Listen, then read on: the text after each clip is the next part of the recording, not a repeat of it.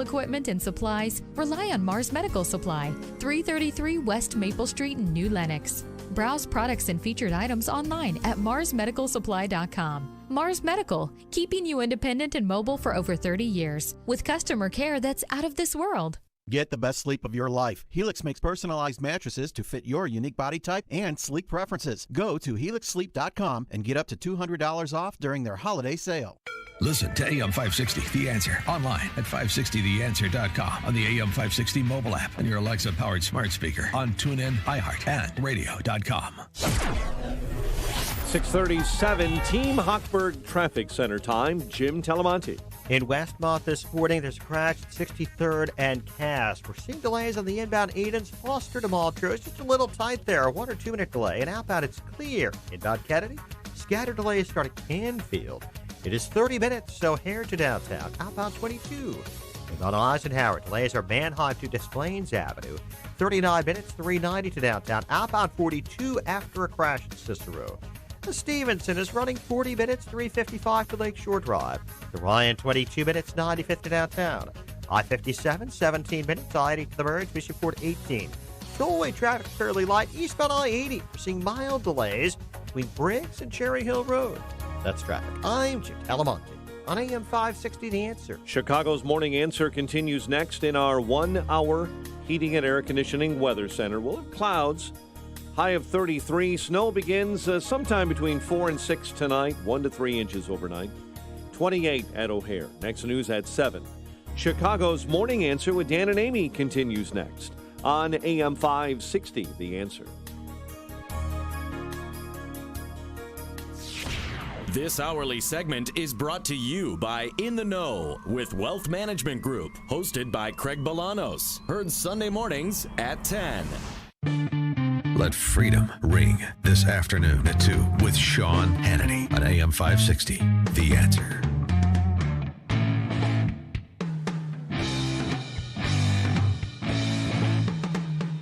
Good morning, Dan and Amy. And interesting piece from those econometric eggheads over at 538 blog, 538.com, Nate Silver and those other Moneyball algorithmic guys.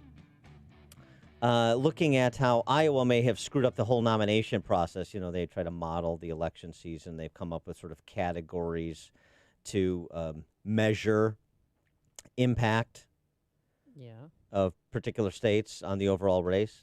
They came up with, they have this relative bounce magnitude category measurement that they've come up with. And the Iowa, they contend, second most important date on the calendar this year, trailing only Super Tuesday. Based on the delegates plus the early state bonus for candidates, the successful candidates coming out, plus 23 combined, whereas March 3rd, Super Tuesday, with a dozen states holding their elections, that's a plus 30. And the point is, with all of the publicity and the duration of the publicity for the run-up to the first-in-the-nation election, Iowa, it has a wildly outsized impact on the trajectory of the race. They contend it's worth the equivalent of almost 800 delegates, 20 times its actual number. Interesting. And so with nobody coming out of it with any real bounce, even those who overperformed like Mannequin Pete and Klobuchar. Klobuchar's so boring, I can't even generate a nickname for her. Wait. Yeah, it's just so boring. I can't even figure out a nickname for her. It's not even worth the time. Wait. She's that boring. Wait. So, but you know, so they overperformed, but you still have people, you know, basically like the election. They mucked up the election so badly that the cratering of Biden is blunted, and the success of candidates who overperformed is also blunted. I mean, Biden should take a serious look at his campaign. Everyone spoke yesterday except for him, Mayor Pete, all excited, because how did Mayor Pete steal all the moderate Democrats from Joe Biden?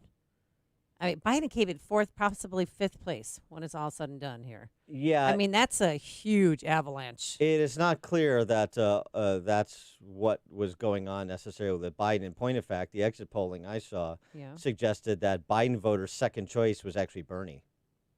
Really? So this is a little bit more complicated than just sort of the perceived moderate versus socialist dynamic at play. I think it's much more sort of an outsider-insider thing. I think it's much more of an energy, enthusiasm thing.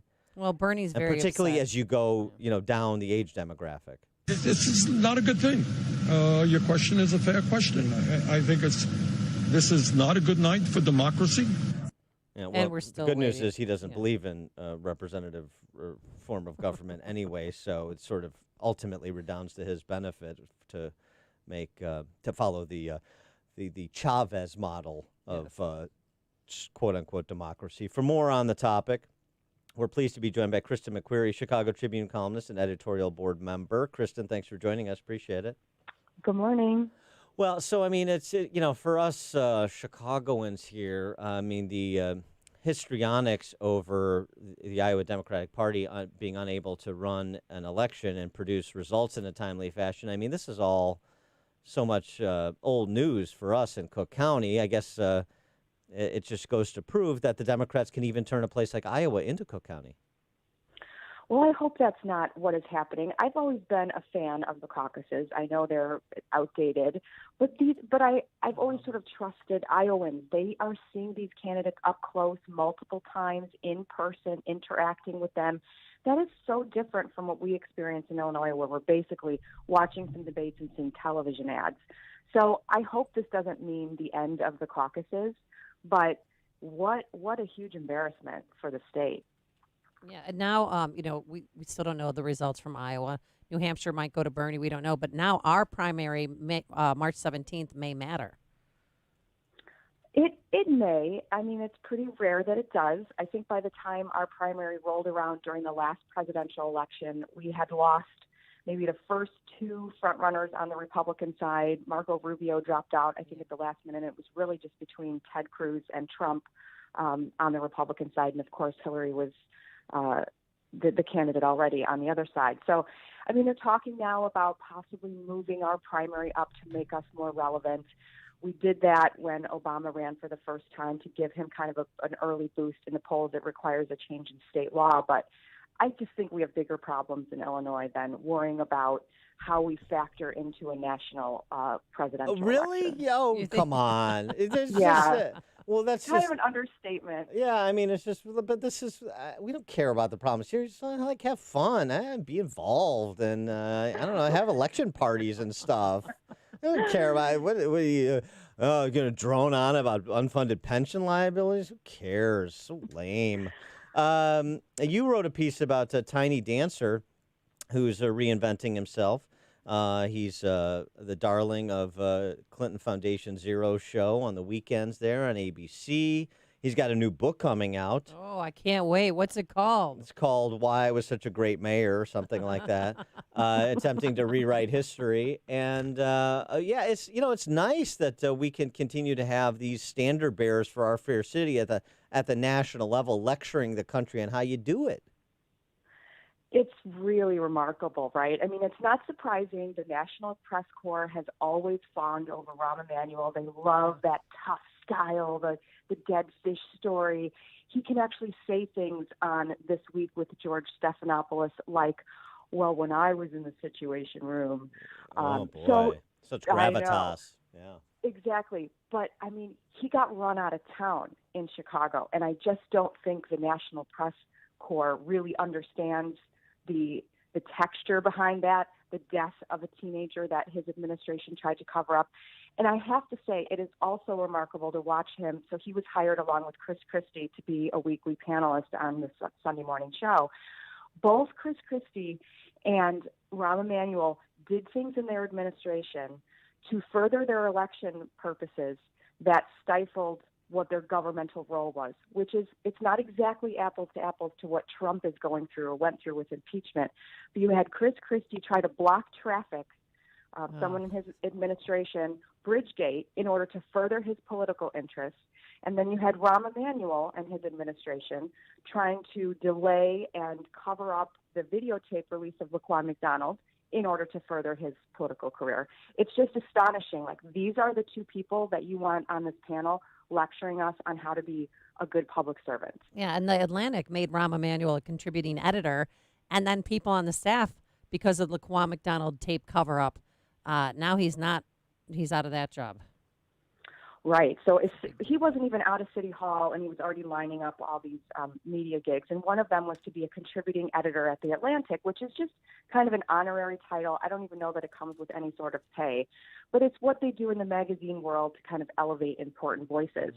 And apparently, nobody really knew this was happening. But because of the Laquan case, black staff writers and other staff writers at The Atlantic said, this is wrong. I mean, we should be exposing this type of behavior that this mayor did, not elevating him to this role. So he has not written any pieces since for many months, maybe 6 months.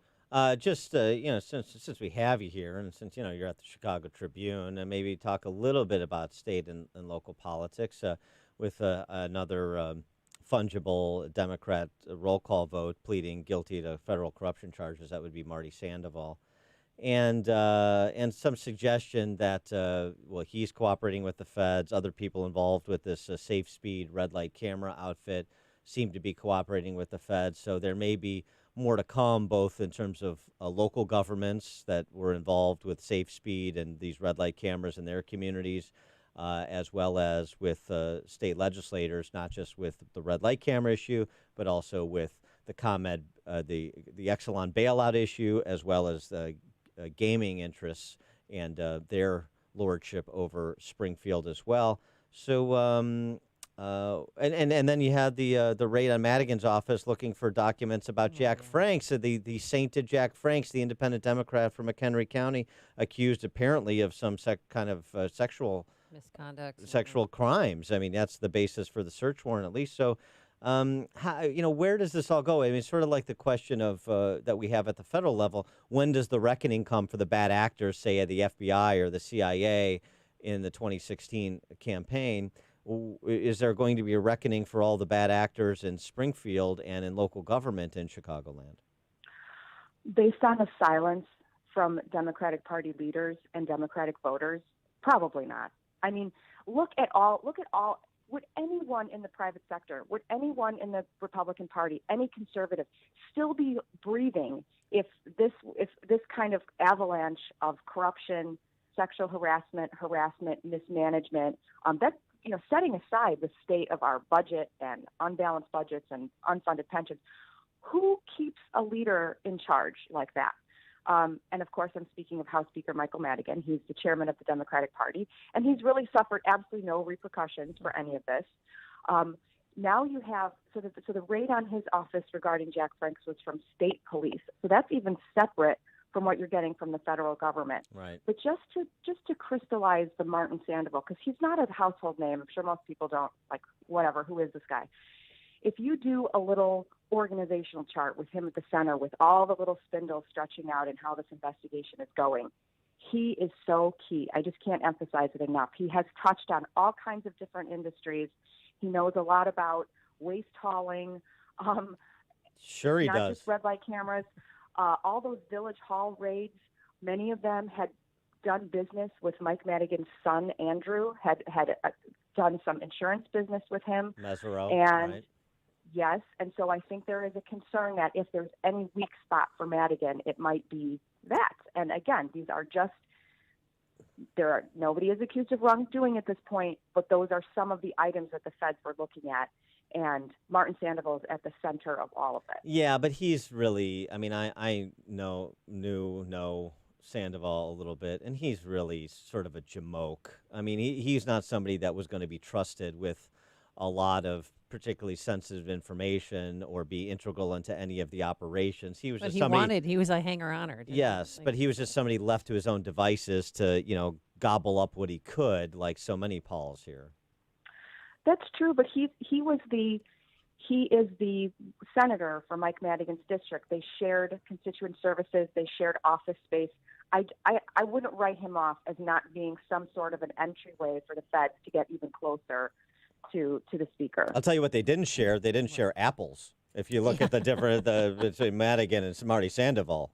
He looks I think horrible. he likes taffy apples, Dan. Oh, there you go. I'll have taffy on that apple, Mr. Speaker. And some Yes. peanuts. And before we let you go, Kristen, do you have any inside information about Jack Franks and those sexual misconduct allegations?